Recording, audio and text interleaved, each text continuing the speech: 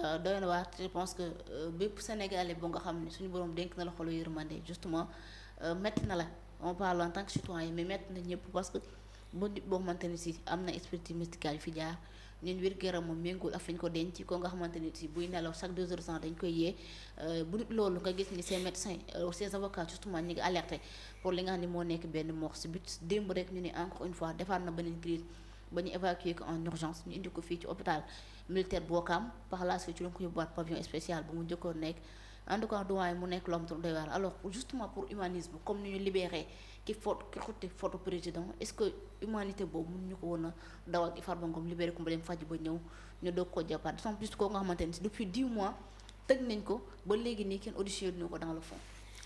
mais injustice mënul weesu loolu. xam nga injustice mënul weesu.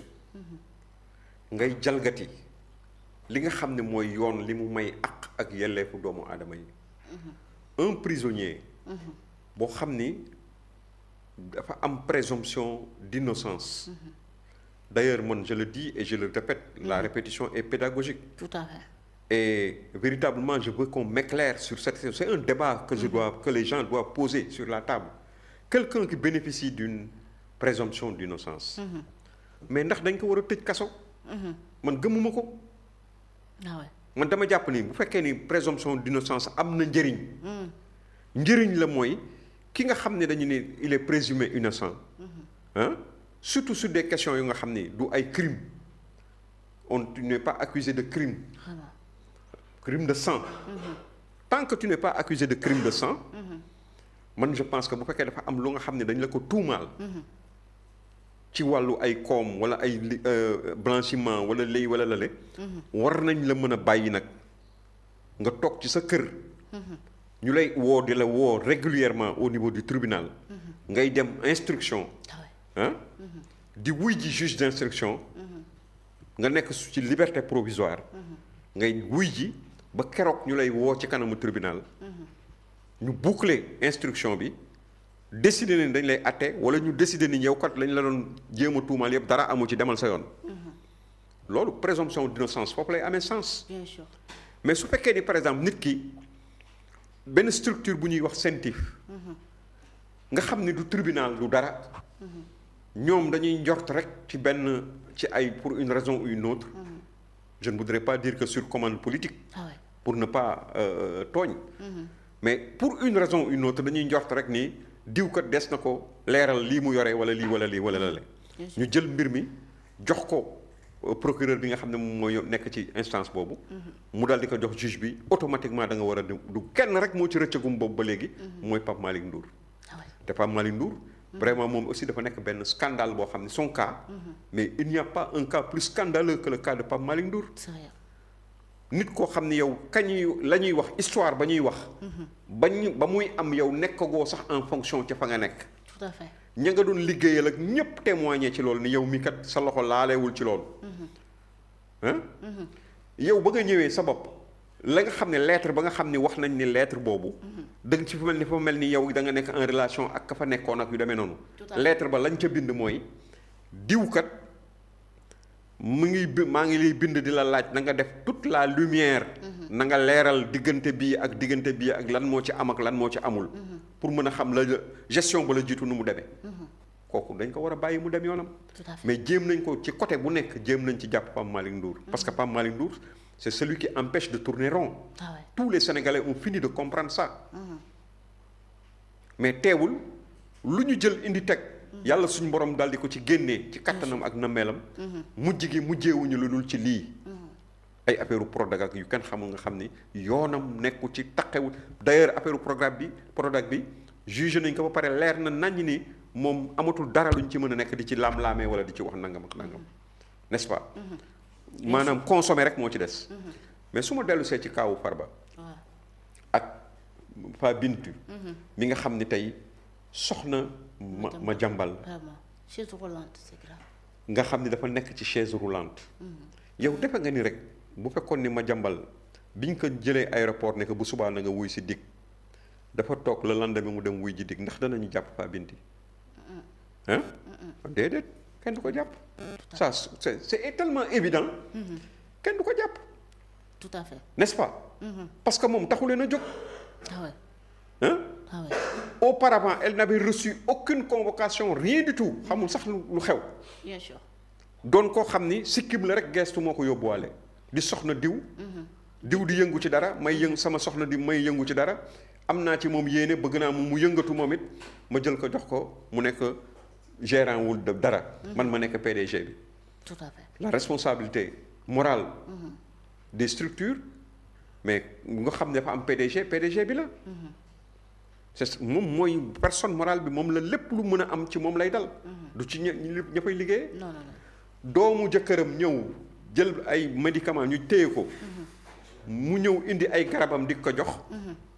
ñu ni ko yow noo tudd mu ni diw laa tudd kuy sa papa ñu ni ko diw ñu jàpp ko ñu ni ko kaay dugal ko ci biir kaso bi. ah ouais. mais noonu la demee mooy Serigne Saliou. doy na waar. tey fi ñu bàyyee Serigne Saliou. la gënoon a nekk lu cohérent. compte tenu de l'état de santé de Pape Binti. bien sûr. Diaby Diagne. mu nga doon tey prioritairement. bàyyi ko mu dem. ñu bàyyi ko mu dem. bien sûr. parce que lii li muy nirool mooy prise d'otage la te état du def loolu. président Macky Sall ba Ousmane Sonko dawee dem fële Ziguinchor ca événement yooyu. ñu woo ko tribunal mu war a ñëw tribunal mu affaire Adji Sarr mu dem Ziguinchor. mais demul jàpp ay jabaram. wala ay doomam. non non non. loolu état du ko def loolu rafetul. bien sûr. réew mu ñuy jël jigéen di ko maltraité noonu. mais loolu wax naa la ko fii réew mu ñuy defee loolu ak màgget. ak jigéen. ak gone. innocent. nga fu ñu koy defee ci réew. ragalal yàlla ragal réew moomu. ah ouais. tey Farba Ngom 9 mois 10 mois ngi nii. ñu ngi ko téye C'est dans les liens de la détention. c'est trop. ñëwuñu sax benn yoon woo ko mu ñëw toog juge toog ni que lii lañ lay reproché. lan nga ci xam ci kanam ay avocat mu tontu leen. moom daal jàpp nañ ko dugal nañ ko dans un trou pare nañ ci suy dee boppam moo xam suy dund moo xam. tey nag mu nekk ci situation bu nga xam ni mais son état de santé. vraiment. évidemment est tellement critique ba nga xam ni. même les gens de la société civile tirent sur la sonnette d'alarme. amènent même l'opinion internationale par rapport à ça les organismes internationaux. qui s'occupent des droits de l'homme non véritablement man li may ragal. parce que tamit ñun même su fekkee ni dañu far fenn. ay Sénégalais ñu bon teint. amuñu lu dul Sénégal. te it am fi suñu njaboot. peut-être suñu ay avenir ñun en tant que ay bëgg-bëgg ak yu demee noonu mi ngi suñu ginnaaw. parce que nit bu demee ba am weesu atu yonent bi sallallahu alayhi wasallam war na xalaat boppam ci digganteem ak boromam. ba tax na ñun ak lu ñu mën a far parce que tamit far mënta ñàkk. nit ki il faut que pomme de terre moo ma gënal pataat ku nekk sañ nga ko. mais lu mu mën a doon ak lu mu mën a doon dañuy jéem a fexe ba lal ko ci dëgg. aussi quoi dëgg bu nga xam ni mën nañ ci juum. mais buñ ciy juum aussi de bonne foi lañ ciy juum. bien sûr. donc jàpp naa ni tey lii nga xam ne moom la ñuy def tey. su doon sama sagoo ñu bàyyi ko mu dem parce que xam nga lu tax. ñaanuñu ko yàlla. suñ borom yàlla na yàlla maanaam musal ko ci loolu. mais tey bu amoon lu ñu bëggul bu amul. bu amoon. lu nga xam ni kenn bëggu ko. fan la ñuy layee loolu. naka la Sénégal di rëccee ci loolu. waxuma je ne parle pas de la famille de Farba Ngom. wala sa famille directe wala yu demee noonu. mais je parle du pays. tout à fait. le Sénégal. ah ouais. ça peut être un facteur de déstabilisation du pays. exactement c'est ça pas peut sûr. brûler le pays. des choses comme ça. mën na taalum réew. c'est pas sûr ah. c'est pas sûr question yi ci lié li nga xam ne moom moo ci laxasu moo bari. parce que ku nekk am nga foo jógee ku ne am nga foo bokk ku nekk am nga njaboot. surtout nag bu fekkee ni nit ki kenn attewu ko ba wax ni nangam la def ba nit ñi mën a jàpp ni nangam la def. parce que tey bu ñu noonu dañu dem tribunal ba tribunal bi nii atte nañ ko Farba lañ koy jiiñ yëpp moom moo ko def. ci nangam ak nangam ak nangam. tout à fait. ce serait moins grave. mais nit koo xam ni il est dans ce qu'on appelle la présomption d'innocence. tout à fait. il est dans une détention provisoire. en attendant son jugement. mu ya am tolof ci wérgu yaramam ba egg si ci point bu mel nii. Vraiment. nga continuer di ko téye ci biir prison. neexul lijjanti de. loolu neexul mënul dem de. loolu musiba la. c'est tout aussi valable aussi pour Fabinta. c'est tout aussi valable pour Maodo Malick Mbaye. tout à fait. parce que aujourd'hui Maodo Malick Mbaye. man démb laay doog a xam ne Maodo Malick Mbaye même ba muy dem prison dafa dem ak maskam bu nga xam ne moo koy permettre guddi gi muy mën a noyyi. bien sûr il est malade. ça je ne l'avais jamais su. il est trop malade Maodo Malick Mbaye. mais ça c'est quoi. Qu'est-ce qu'on cherche en réalité. Vraiment. Tu as l'impression que mais ils veulent mettre le feu. parce que am na yu nga xam ne conséquences ya kenn xamul. lu muy jur. donc nous en appelons à la mansuétude, à la sagesse du président de la République. parce que il n'est pas président de la République pour rien. yàlla suñu borom subhanahu wa taala. su demee ba ci 18 millions de Sénégalais. mu ni diw la décret ba wàcc. mu mën a mel ci àddina décret yàlla moo ko fi bàyyi d'abord. avant nit ñi di ko choisir. l'existant maanaam jiitu na juddoom. yàlla ni kii dana nekk président de la République du Sénégal. bien sûr.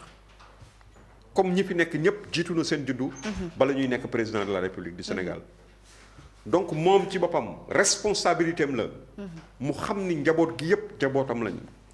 yaakaar naa ni Farba bu fekkoon sax dafa nekk nit koo xam ni dafa rey nit.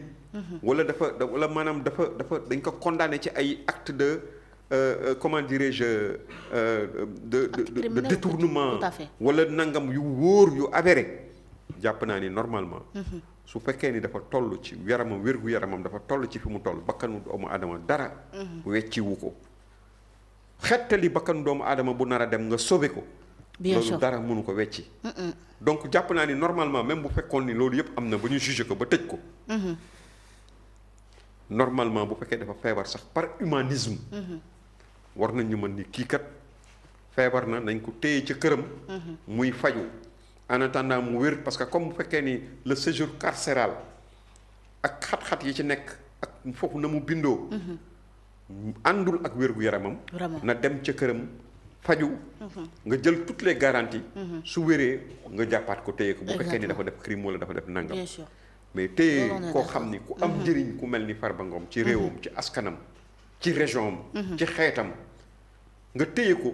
ci sur des bases aussi légères. yow déjà ña nga xam ni ñoom ñooy. Farba Ngom liggéeyul ci état wax nañ ko waxati ko. tout à fait. liggéeyaanul ci état mook Tahirou Sarr yëpp. xaalisu trésor boo xam ne Tahirou Sarr am na ko. mais xanaa wax dëgg yaa xayti mulaane war na am. un ordonnateur de dépense et un exécuteur de dépense. mën na am war na am koo xam ne moo ni xool naa këyit sangam ak këyit sangam ba tax ma war a fay. Tahirou Sarr nangam. am koo xam ne moom tamit war na taxaw ni man kat sama ordonnateur de dépense bi nee na naa fay diw nangam man maa signé ñu war a fay diw nangam. amul kan lañ ci jàpp ci ñooñu. non kenn. yow naka ngay jàppee complice. doore ci complice. atu yàllaa ngi nii nga téye leen ñooñu. di géex ba léegi ngay jeex maanaam les auteurs. bien sûr. mais c'est grave. trop. et nous en appelons mais l'opinion internationale fondamentalement. les organismes des droits de l'homme des Nations Unies. le cas Farba Ngom est un cas extrêmement grave. le cas Maodo Malick Mbaye de même. le cas de la dame de Madiambal Diagne. aussi dara gënu ko il n'y a rien de plus grave. tout à fait. donc nous en appelons aux Nations Unies. à tous les organismes internationaux. même Khadim Baloka Afrique aussi moom tamit saa yi mu piqué ay crise. mais oui. kan ci. Khadim Baloka Afrique. mais oui il paraît que lui aussi il est dans le même cas. tout à fait. moi je ne le connais pas. xawma ko woon sax kooku. te n'est-ce pas. et te dégg naa nit ku am njëriñ la ci askan wi. tout à fait. n'est-ce pas. ku xool kaawu jiiñaate Sénégal dafa yomb xoolal le cas de Abdoulaye Sylla. trop. ak lañ ko jiiñoon yëpp tey xoolal ni mu mujjee. son kooku nga xam ne moo ko indil. trop il a été condamné. à payer plus de 5 milliards. bien sûr. te Abdoulaye Sylla dem na ba nga xam ne xajatul sax ci biir dëkk bi. dukki dem feneen te kooku am njëriñ la mu am ci Sénégal kenn xamul nu mu toll. vraiment. vraiment il faut arrêter. C'est grave. Il faut arrêter pendant qu'il est encore temps. waaw tout à fait alors merci beaucoup doyen bala ñuy ñëw ci un peu de la géopolitique ñu wax ci affrontement yi nga xam ne am na université